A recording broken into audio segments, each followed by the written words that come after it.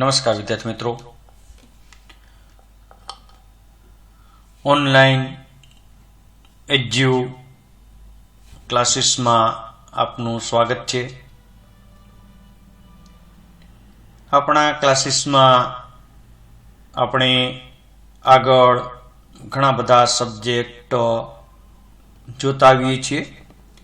સબ્જેક્ટની સાથે સાથે આપણે એમસીક્યુ કેવા પૂછાય એ પણ ચર્ચા કરીએ છીએ અને તમામ સબ્જેક્ટ એક વખત થ્રો આઉટ થયા પછી લાસ્ટમાં જે કાંઈ પેપર છે તે દરેક પેપર આપણે કેવી રીતે સોલ્વ કરશું તે અંગે આપણે જોશું અને સોલ્વ કરતા શીખશું। તો આજના આ લેક્ચરમાં આપણે મેન્ટલ હેલ્થ, જેમાંથી અમુક એવા પ્રશ્નો હોય જે પૂછાઈ શકે। કોન્શિયસ માઇન્ડ કોને કહેવાય?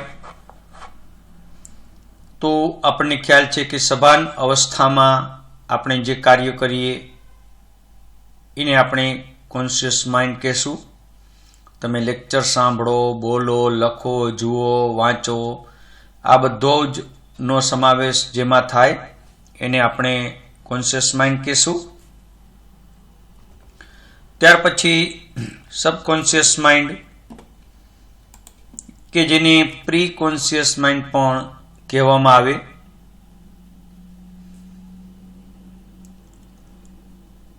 આપણે ભૂતકાળમાં કરેલા કાર્યો ઘણી વખત આપણને યાદ હોતા નથી અથવા તો આપણને થોડા સમય પહેલા મળેલ વ્યક્તિ આપણને યાદ હોતી નથી,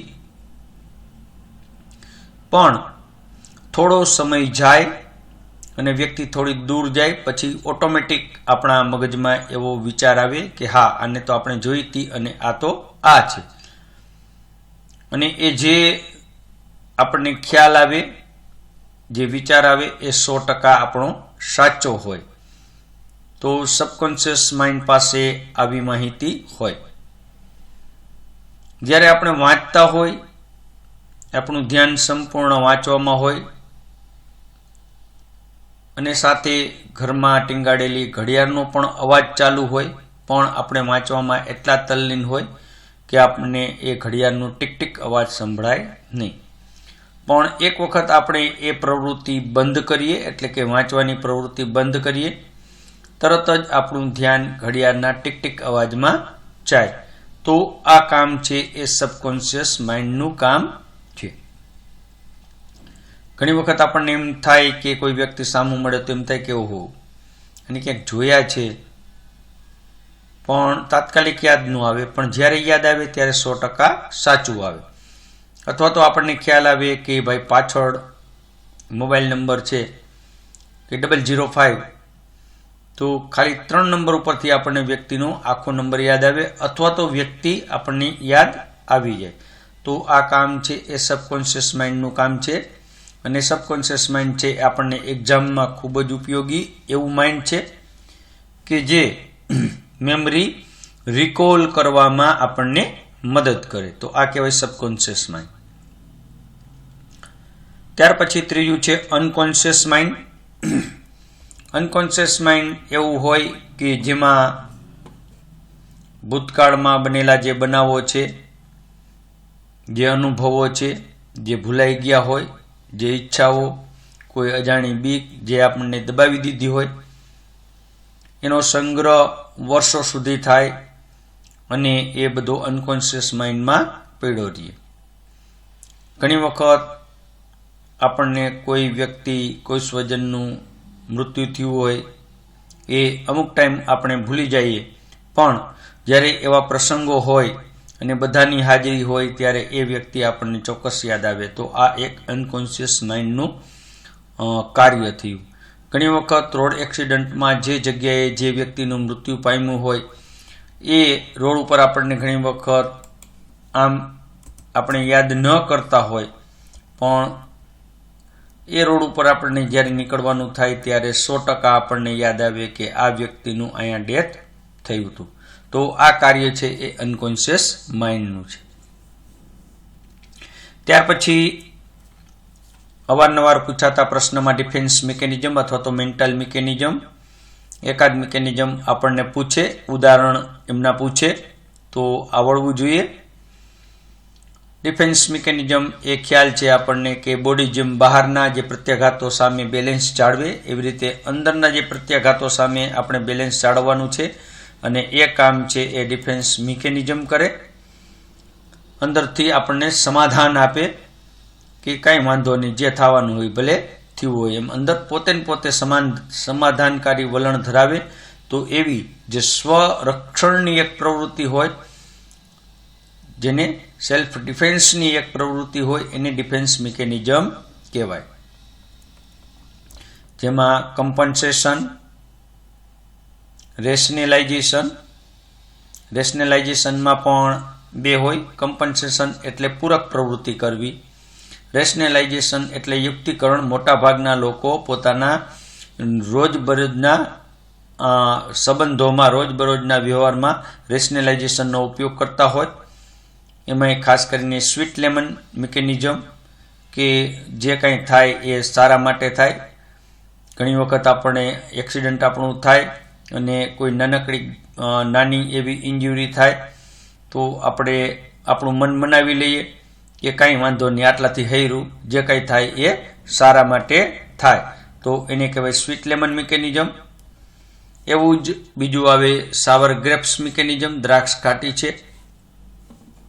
ઘણી વખત અમુક જે ગોલ હોય એ આપણો સફળ ન થાય, આપણે એ મેળવી ન શકીએ, ત્યારે આપણે એ રીતે મન મનાવી લઈએ કે આ આપણા માટે બનેલું નથી, આપણે એની કાંઈ જરૂર નથી. જેમ શિયાળનું આપણે કહેતા હતા કે ઘણી વખત ઠેકડા માર્યા પણ છતાં દ્રાક્ષ સુધી પહોંચી નહીં, અને છેલ્લે એમ કીધું કે ના ના, મારે તો દ્રાક્ષ ખાવી જ નથી, દ્રાક્ષ તો ખાટી છે. તો એને કહેવાય સાવર ગ્રેપ્સ મિકેનિઝમ. બ્લેમિંગ અધર્સ, દોષનો ટોપલો બીજા પર નાખી દેવો, તો આ પણ એક રેશનલાઇઝેશન જ છે કે ભાઈ જે કંઈ પ્રમુખ પ્રવૃત્તિ હોય તો અમુક પ્રવૃત્તિમાં આપણે પકડાઈ ગયા હોય, દાખલા તરીકે ચોરી કરતા સ્ટુડન્ટ પકડાઈ જાય તો સ્ટુડન્ટ શું કરે, હું ક્યાં એકલો ચોરી કરતો હતો, બધા ચોરી કરતા હતા, એમાં શું, એમ કરી અને બીજા ઉપર બ્લેમિંગ નાખી શકે. અથવા તો એ રીતે પણ થાય કે ઘણી વખત નાપાસ થયેલું વિદ્યાર્થી ટીચરને પણ બ્લેમ કરે કે આ લોકોને પેપર કાઢતા જ ક્યાં આવે છે, સિલેબસ 12નું પૂછાણું એટલે આ રીતનું થયું. તો આને કહેવાય blaming others. Projection, sublimation, substitution, repression, regression, negativism, withdrawal, day dreaming, આ તમામ પ્રકારના જે ડિફેન્સ મિકેનિઝમ છે એ તમામ ડિફેન્સ મિકેનિઝમ છે એ આપણને થોડા આવડવા જોઈએ, એનું આપણને ઉદાહરણ આવડવું જોઈએ. બરાબર, તો આ બધા ડિફેન્સ મિકેનિઝમ છે. ત્યાર પછી આગળ થિંકિંગ એટ ડિસ્ટર્બન્સીસ, એટલે વિચારોમાં ખલેલ પડે એવી સ્થિતિને આપણે શું કહેશું, તો એને કહેશું ડિલ્યુઝન, જેમાં ખોટી માન્યતા ઉમાં માને તો એને કહેવાય ડિલ્યુઝન. ફોબિયા, અમુક વસ્તુની સતત બીક લાગતી હોય, ફોબિયા માટેનો આપણો જબરજસ્ત સરસ મજાનો વિડીયો આપણે મૂકેલ છે, ખાલી ફોબિયા એમ સર્ચ કરજો યુટ્યુબ ઉપર અને ફોબિયા આવી જશે. તો એ video phobia by Ramesh Kaila એવું કરશો તો તરત જ વિડીયો આવી જશે. દાખલા તરીકે પાણીની બીક લાગવી તો હાઇડ્રોફોબિયા કહેવાય, પ્રકાશની બીક લાગવી તો ફોટોફોબિયા કહેવાય, હવાની બીક લાગવી તો એરોફોબિયા કહેવાય. આવી રીતે બધાય ફોબિયા હોય, એકાદ ફોબિયું ક્યાંક આપણને પૂછાય. ઓબ્સેશન એ પણ ડિસ્ટર્બન્સીસ છે, સતત એક ને એક વસ્તુ રિપીટ કર્યા કરે તો એને ઓબ્સેશન કહેવાય. કોન્શિયસનેસમાં ડિસ્ટર્બન્સીસ હોય તો એવી જે વસ્તુ છે એમાં ઇન્સોમ્નિયા એટલે ઊંઘ ઓછી આવવી, વારંવાર જાગી જવું. કન્ફ્યુઝન એટલે વ્યક્તિની આજુબાજુ શું થાય એ એને ખ્યાલ હોતો નથી, હંમેશા ખોટા વિચારોમાં અપસેટ થાય તો એને કન્ફ્યુઝન કહેવાય. ડિલિરિયમ તો બકબક કરતું હોય, કોઈ પણ કામમાં બકબક કર્યા કરે, બોલ કર્યા કરે તો એને ડિલિરિયમ કહેવાય. સ્લીપ ડિસ્ટર્બન્સીસ તો ઊંઘમાં રાત્રે અચાનક જાગી જાય અને બૂમાબૂમ કરે. સ્ટુપર તો ઘણી વખત સતત ડિસ્ટર્બ રહે અને એકાએક એ બેભાન થઈ જાય તો એને સ્ટુપર કહેવાય. થોડો ટાઈમ માટે બેભાન થાય તો સ્ટુપર કહેવાય. વધુ સમય માટે વારંવાર આવી પરિસ્થિતિ થાય તો એને કોમા કહેવાય. મેમરી અને ઓરિએન્ટેશનમાં ડિસ્ટર્બન્સીસ એ પણ એક મેન્ટલ હેલ્થનો જ પ્રોબ્લેમ છે, સાયકોલોજીકલ પ્રોબ્લેમ છે. અને એમાંનું એમ્નેસિયા એટલે યાદશક્તિ ઓછી થઈ જાય તો એને એમ્નેસિયા કહેવાય. પરસેપ્શનમાં એટલે કે ધારણામાં ડિસ્ટર્બન્સીસ, જે ધારે એ ખરેખર હોતું નથી, અને ધારણામાં જે ડિસ્ટર્બન્સીસ છે એમાં ઇલ્યુઝિનેશન એટલે હંમેશા ખોટી ધારણા બાંધે. ઘણી વખત આપણને હેલ્યુઝન અને ઇલ્યુઝિનેશન આપણને પૂછે છે અને અવારનવાર આ પૂછાતું છે. તો ખોટી ધારણા કે રાત્રિના સમયમાં દોરડું હોય, સાપ જેવું દેખાય તો એને કહેવાય ઇલ્યુઝન. અને વ્યક્તિ વાસ્તવિકતાથી થોડોક દૂર વહી જાય અને કંઈક નીરવ શાંતિમાં પણ એને કંઈક ધડાકા ભડાકાને અવાજ સંભળાતા હોય તો એને કહેવાય હેલ્યુસિનેશન.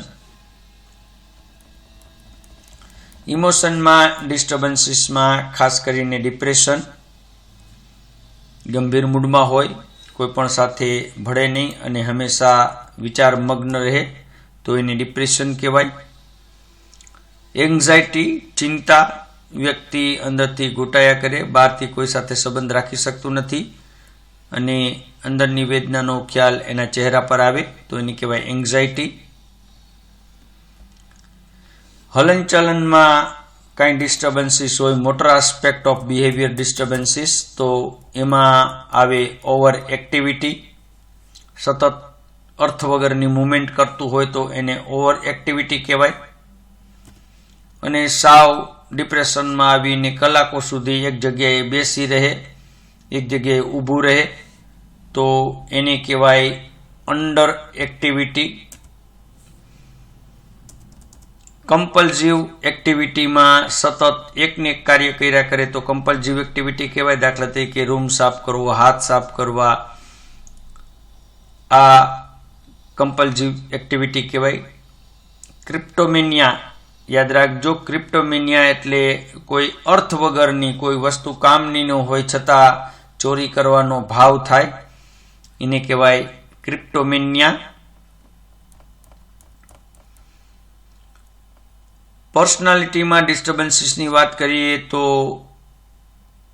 અબનોર્મલ બિહેવિયર સતત ચાલુ રહે લાંબા સમય સુધી તો સ્વાભાવિક રીતે વ્યક્તિ છે એના સ્વભાવમાં ચેન્જ થાય, એની પર્સનાલિટીમાં ચેન્જ થાય, એના એટીટ્યૂડમાં ચેન્જ થાય. ત્યારે જે પર્સનાલિટી પહેલી છે એક સ્કિઝોઇડ પર્સનાલિટી કહેવાય. લોકોથી દૂર જાય, હળવા મળવાનું બંધ થાય અને સતત શંકાશીલ રહે તો એવી પર્સનાલિટી હોય જેને સ્કિઝોઇડ પર્સનાલિટી કહેવાય.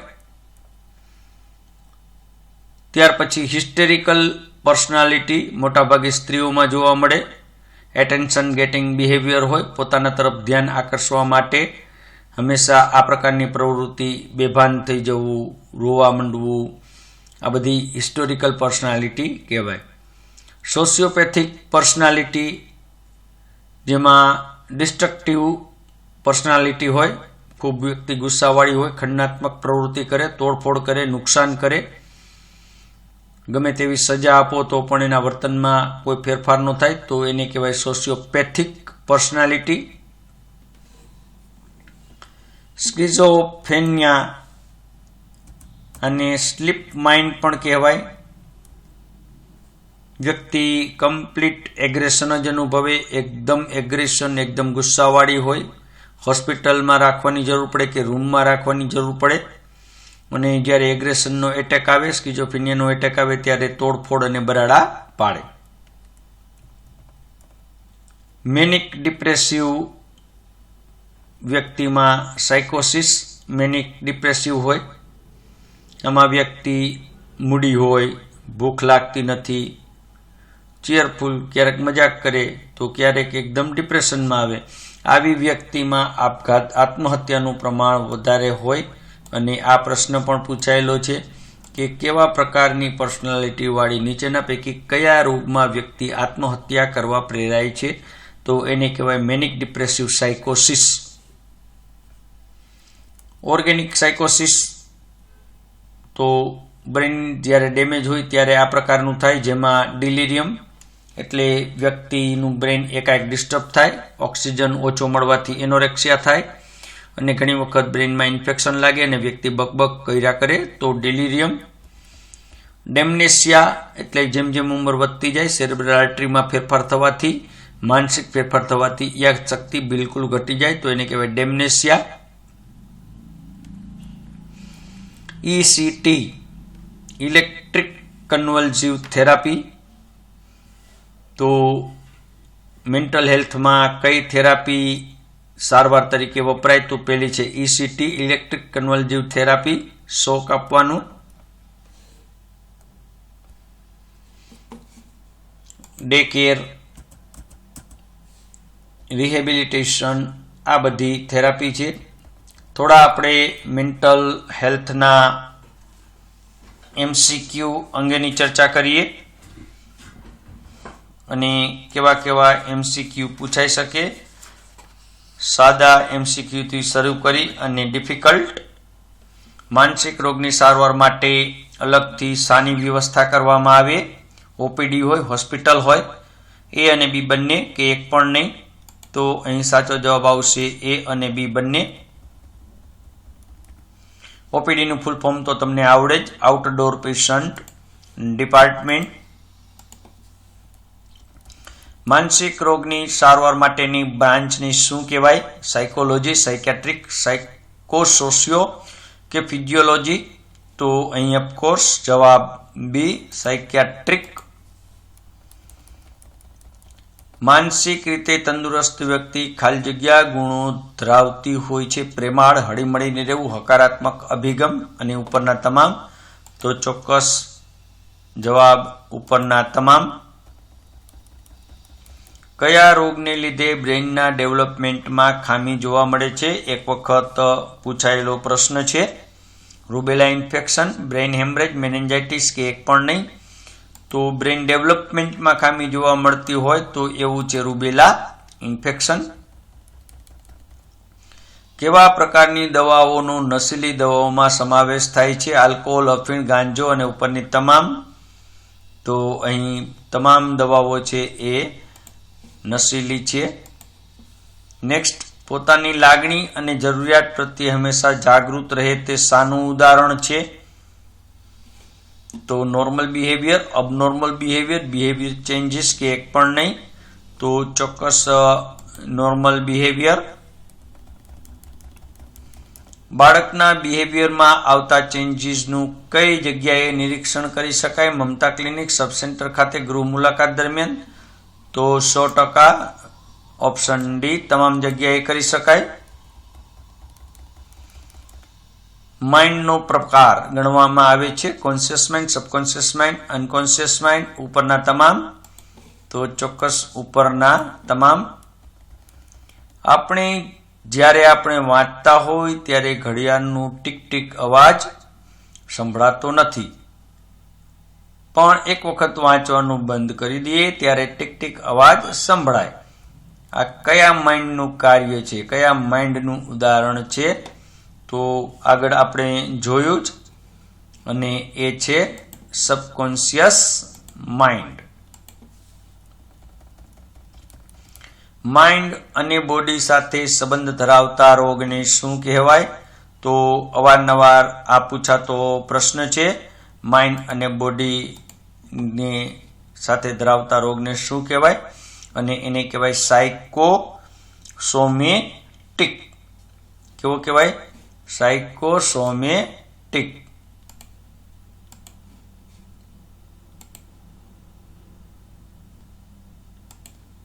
बराबर साइकोसोमेटिक डिजीज कहेवाय। मानसिक रोग पर कया परिबळो असर करे? A heredity, B physical, C personality and D above all. तो अहीं जवाब आवशे डी उपरना तमाम। व्यक्तिने कया प्रकारनी मानसिक जरूरियातो मळवी जोईए? प्रेम, स्वतंत्रता, कॉन्फिडन्स अने उपरना तमाम। तो चोक्कस उपरना तमाम ऑप्शन डी। इमोशन ने काबूमां राखवा माटे आ प्रवृत्ति अति महत्वनी छे। वधु लागणीशील बनवुं, योग साधना करवी, सारा पुस्तको वांचवा, बी अने सी बंने। तो अहीं जवाब आवशे बी अने सी बंने। વધુ લાગણીશીલ બનવું જોઈએ નહીં। ગુસ્સો, ઈર્ષા, બીક એક એવા પ્રકારના ઇમોશનનો પ્રકાર છે, નેગેટિવ પોઝિટિવ એ અને બી બંને, એક પણ નહીં। તો ઓફકોર્સ નેગેટિવ। ડિફેન્સ મિકેનિઝમને બીજા કયા નામથી ઓળખવામાં આવે?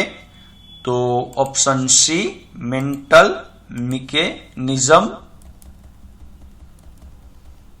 आ रेशनलाइजेशन प्रकारनु मिकेनिजम छे। Sour grapes, sweet lemon, blaming others के उपरना तमाम। तो अहीं बधा ज रेशनलाइजेशन प्रकारना छे। तो उपरना तमाम। जे कांई थाय ते सारा माटे थाय छे ते कया प्रकारनु मिकेनिजम छे? जो आवा प्रश्न पूछाई सके तो आवुं याद राखवानुं छे। जे कांई थाय ते सारा माटे थाय ये कया प्रकारનું મિકેનિઝમ છે? Sour grapes, sweet lemon, blaming others કે વિથડ્રોઅલ? તો અહીં ચોક્કસ જવાબ બી સ્વીટ લેમન મિકેનિઝમ। દ્રાક્ષ ખાટી છે એ કયા પ્રકારનું મિકેનિઝમ છે? તો એ થાશે સાવર ગ્રેપ્સ મિકેનિઝમ। પોતાનો દોષનો ટોપલો अन्य पर ढोड़ी दे ते कया प्रकारनु मिकेनिजम छे? तो 100% सी ब्लेमिंग अधर्स। कया प्रकारनु मिकेनिजम ए प्रेरणादायी मिकेनिजम छे? घणी वखत पूछायेलुं छे अने ए छे कया प्रकारनु छे प्रेरणादायी मिकेनिजम? तो जवाब आवशे सब्लिमेशन।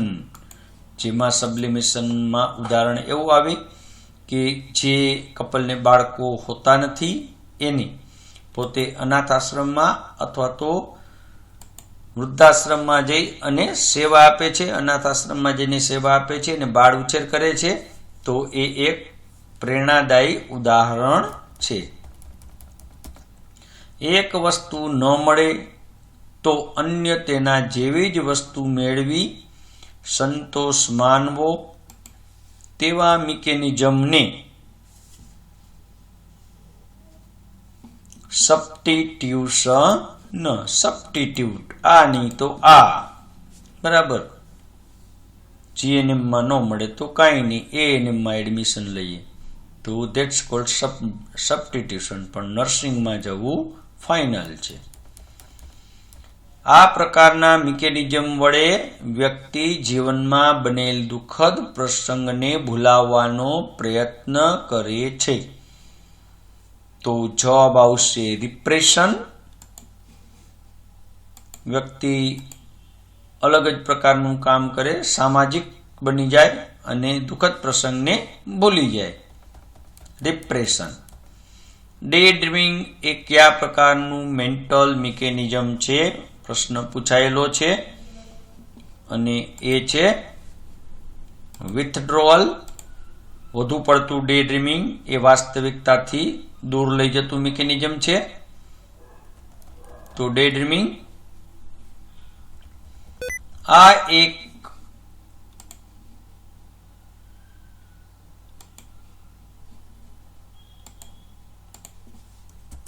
आ एक आनंद आपतु डिफेन्स मिकेनिजम छे। आनंद आपे एवुं डिफेन्स मिकेनिजम क्यों? तो डे ड्रीमिंग बराबर आनंद आपे आपने बराबर डे ड्रीमिंग। કયા પ્રકારના ડિફેન્સ મિકેનિઝમનો વધુ ઉપયોગ કરવાથી વ્યક્તિ વાસ્તવિકતાથી દૂર જાય છે? તો of course option D, and that's cold day dreaming. વ્યક્તિ વચ્ચે શાંતિ, સંવાદિતા અને મિત્રતા બની રહે તે બાબતની, કોઈ બે વ્યક્તિ વચ્ચે શાંતિ, મિત્રતા અને સંવાદિતા બની રહે તો તેને કહેવાય એડજસ્ટમેન્ટ. એડજસ્ટમેન્ટ માટેના અવરોધોમાં આનો સમાવેશ થાય: વ્યક્તિત્વ, વહેમ, હતાશા, ઉપરના તમામ, ચોક્કસ, ઉપરના તમામ. વારંવાર વ્યક્તિ એક સરખી એક્શન દરેક સમયે જોવા મળે તો તેને ઇમોશન, કોન્ફ્લિક્ટ, હેબિટ કે ઉપરના તમામ, તો એને કહેવાય હેબિટ. એક જ સરખી એક્શન દરેક સમયે જોવા મળે તો ધીમે ધીમે એ હેબિટમાં પરિવર્તન પામે. આ ન રોકી શકાય તેવી પ્રોસેસ છે તો એ પણ હેબિટ કહેવાય. એક વખત હેબિટ પડ્યા પછી આપણે એને રોકી શકતા નથી. બિહેવિયરમાં થતા ફેરફારના પ્રોસેસને શું કહેવાય? તો બિહેવિયરમાં થતા ફેરફારના પ્રોસેસને લર્નિંગ કહેવાય. નીચેનામાંથી કયું લર્નિંગનો પ્રકાર નથી? Trial and error, conditional, observation and emotion. તો ઇમોશન એ લર્નિંગનો પ્રકાર નથી. મોટિવેશનનો મુખ્ય આધાર શાની પર રહેલો છે? તો મોટિવેશનનો મુખ્ય આધાર રહેલો છે જરૂરિયાત, વર્તન, સંતોષ, એટલે કે ઉપરના તમામ. IPR તો ઇન્ટરપર્સનલ રિલેશનશિપ. પર્સનાલિટી શબ્દ શાના પરથી આવેલો છે? તો ચોક્કસ એ પર્સોના. સંતો, વૈજ્ઞાનિક અને તત્વચિંતકો કયા પ્રકારની પર્સનાલિટી ધરાવે છે? આ પણ પ્રશ્ન અવારનવાર પૂછાય અને એ છે ઇન્ટ્રોવર્ટેડ, એટલે કે આંતરમુખી પર્સનાલિટી ધરાવે. મિત્રમંડળ વધારવા માટે આતુર હોય તેવા લોકો કેવા પ્રકારની પર્સનાલિટી ધરાવતા હોય છે? તો એક્સ્ટ્રોવર્ટેડ કહેવાય, બહુમુખી પર્સનાલિટી. નીચેનામાંથી કોણ એક્સ્ટ્રોવર્ટેડ પર્સનાલિટી ધરાવતા હોય છે? નેતાઓ, સમાજ સુધારકો, ઉપદેશકો, તો ઉપરના તમામ. કોઈ પણ વાતાવરણનો ખ્યાલ રાખ્યા વગર ઈચ્છા પૂરી કરવાનો આગ્રહ તે કયા સ્ટેજની પર્સનાલિટી છે? તો એને કહેવાય ઈદ, જેમાં વાતાવરણનો ખ્યાલ હોતો નથી, માત્ર ઈચ્છા પૂર્ણ કરવાની. સમય અનુસાર સારું શું છે, ખરાબ શું છે તે જાણી અને પર્સનાલિટી એ કેવી પર્સનાલિટીનો પ્રકાર છે કે સમય અનુસાર વર્તન કરે તો એને કહેવાય ઈગો. પર્સનાલિટીના આ સ્ટેજ દરમિયાન હકારાત્મક વલણ પેદા થાય છે અને એ છે સુપર ઈગો. ખૂબ જ ઓછી ઊંઘ હોય અને ઊંઘ વારંવાર ઉડી જાય તો તેવી કન્ડિશનને શું? ડિલિરિયમ, ઇન્સોમ્નિયા, ફોબિયા કે સ્ટુપર, તો ઇન્સોમ્નિયા કહેવાય. પાણીથી વધુ બીક લાગતી હોય તો હાઇડ્રોફોબિયા. કેવી પરિસ્થિતિમાં વ્યક્તિ સતત હલનચલન કરતો રહે છે? તો સતત હલનચલન કરે તો એને કહેવાય ઓવર એક્ટિવ. કેવો કહેવાય? Over active. ઉચ્ચારણ એક સરખા હોય તેવા શબ્દોનો તાર્કિક કે ખોટી રીતે ઉપયોગ કરે તેને ક્લેનિંગ, યાદ રાખજો, ક્લેનિંગ એક સરખા ઉચ્ચારણ હોય અને તેનો તાર્કિક કે ખોટી રીતે ઉપયોગ કરે તો એને ક્લેનિંગ કહેવાય. દાખલા તરીકે ઘણી વખત એકચ્યુઅલી એમ કહેતા હોય તો ઘણા બધા લોકો એચક્યુઅલી બોલતા હોય તો એને કહેવાય ક્લેનિંગ. શાળામાં જતા બાળકોમાં આ પ્રકારનું બિહેવિયર વધારે જોવા મળે તો એને કહેવાય વિથડ્રોઅલ પેટર્ન, કે રોવા માંડવું, પાછું આવવું, ધમપછાડા કરવા, આ બધા વિથડ્રોઅલ પેટર્ન કહેવાય. ડિલિરિયમ વાળા દર્દીની સારવારમાં નર્સની પ્રાયોરિટી સાનુકૂળ વાતાવરણ પૂરું પાડવું. મેડિસિન, જરૂરી ઓર્ડર મુજબ દવાઓ, રિલીફ ફ્રસ્ટ્રેશન, પણ સાનુકૂળ વાતાવરણ પૂરું પાડવું. નીચેનામાંથી પૈકી કયો રોગ સાયકોસોમેટિકલ રોગમાં સમાવેશ થાય છે? Peptic ulcer, acidity, high blood pressure, ઉપરના તમામ. કેવા પ્રકારના ન્યુરોસિસમાં વ્યક્તિને ભૂખ લાગતી નથી અને વજન ઓછું થઈ જાય છે? એન્ઝાઇટી ન્યુરોસિસ. હિસ્ટેરિકલ ન્યુરોસિસમાં વ્યક્તિમાં શું ફેરફાર જોવા મળે છે? બોલી શકતો નથી, હલનચલન કરી શકતો નથી, જવાબ આપતો નથી. સાચો જવાબ આવે ડી, ઉપરના તમામ. કેવા પ્રકારના ન્યુરોસિસમાં વ્યક્તિ એકદમ રેસ્ટલેસનેસ લાગે છે? તો ઓબ્સેસિવ કમ્પલ્સિવ ન્યુરોસિસ. નીચેનામાંથી પૈકી કઈ પર્સનાલિટીનો પ્રકાર નથી? હિસ્ટેરિકલ, સ્કિઝોઇડ, સોશિયોપેથિક કે ન્યુરોટિક? તો આમાંથી ન્યુરોટિક એવી પર્સનાલિટી હોય નહીં. કેવા પ્રકારની પર્સનાલિટી મોટા ભાગે સ્ત્રીઓમાં જોવા મળે છે? પ્રશ્ન પૂછાયેલો છે અને એને કહેવાય હિસ્ટેરિકલ પર્સનાલિટી. સોશિયોપેથી પર્સનાલિટી ધરાવતી વ્યક્તિ કેવી હોય છે? તો ખંડાત્મક, ગુસ્સાવાળી, એ અને બી બંને, એક પણ નહીં. તો ખંડાત્મક પણ હોય અને ગુસ્સાવાળી પણ હોય. કયા પ્રકારના ઇલનેસમાં વ્યક્તિ વાસ્તવિકતાથી દૂર જાય છે? તો સાયકોટિક ઇલનેસ કહેવાય. યાદ રાખજો, સાયકોટિક ઇલનેસમાં વ્યક્તિ વાસ્તવિકતાથી દૂર જાય છે. નીચેનાનું લેવલ સ્ટિમ્યુલેટ થવાથી સ્કિઝોફ્રેનિયા થાય છે. કેનું લેવલ સ્ટિમ્યુલેટ થાય તો સ્કિઝોફ્રેનિયા થાય? તો નોર એપિનેફ્રિન. કેવું? નોર એપિનેફ્રિન. કેવા પ્રકારના માનસિક ડિસઓર્ડરમાં વ્યક્તિ આપઘાત કરવા પ્રેરાય છે? તો એને કહેવાય મેનિક ડિપ્રેસિવ સાયકોસિસ. તો આ હતા કેટલાક પ્રશ્નો, અને આવા જ પ્રશ્નો લઈ અને આપણે ફરી ઉપસ્થિત થશું. તો તમામ મિત્રોને નમ્ર વિનંતી છે કે જેમને પણ માસ્ટર માઇન્ડ એજ્યુએપ ઓનલાઈન ક્લાસીસમાં જોડાયેલા છે તે અન્યને જોડાવા માટે પણ પ્રેરણા આપે, અને ખૂબ નોમિનલ ચાર્જમાં આપણે એકચ્યુઅલ ક્લાસીસને બદલે આપણી સર્વિસની સાથે સાથે આપણે ક્લાસીસ કરી શકીએ એવો આપણો અભિગમ છે. ખૂબ ખૂબ આભાર. ધન્યવાદ.